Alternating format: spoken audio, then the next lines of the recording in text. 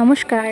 বাচ্চাদের ভালো খাওয়ানো নিয়ে অ্যাডভাইস তো আমাদের সবাই দিচ্ছে। বাচ্চাদের খাওয়াবো কি করে সেটা কিন্তু কেউ সমাধান দেখিয়ে দিচ্ছে না। তো আজকে আমি সেই সমাধান নিয়ে কথা বলবো, কি করে বাচ্চাদেরকে দোকানের কেনা ক্যাডবেরি, লজেন্স, বিস্কুট, কেক এগুলোর থেকে সরিয়ে আনতে পারি এবং আমরা বাড়িতে তার সমান টেস্টি অল্টারনেটিভস দিতে পারি।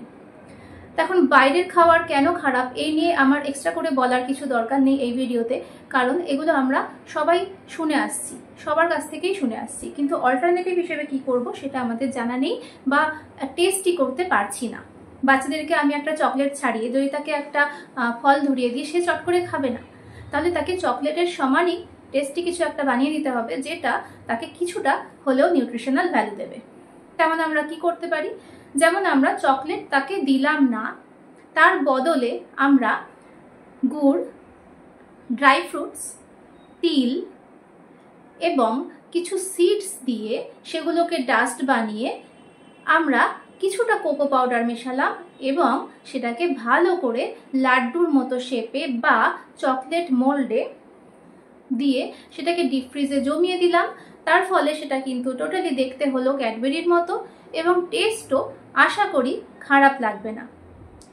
এরা যদি একটুখানি তাদের কাজের পাশাপাশি, বাইরের কাজের পাশাপাশি যদি ওয়ার্কিং হন, তাহলে অফিসের কাজের পাশাপাশি এবং বাচ্চাদের হেলথের জন্য একটু টাইম কম্প্রোমাইজ করে এইগুলো বানিয়ে দেন, তাহলে বাচ্চাটার কিন্তু আলটিমেটলি অনেকটা হেল্প হবে।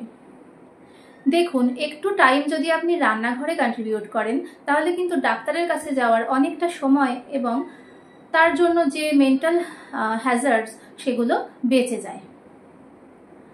প্রত্যেকে একটু ট্রাই করে দেখুন। আমি যে রেসিপিটার কথা বললাম, ড্রাই ফ্রুটস লাড্ডু অথবা ড্রাই ফ্রুটস চকলেট, যাই বলুন না কেন, যেভাবেই তৈরি করুন না কেন, টেস্ট নিয়ার অ্যাবাউট সেম হবে।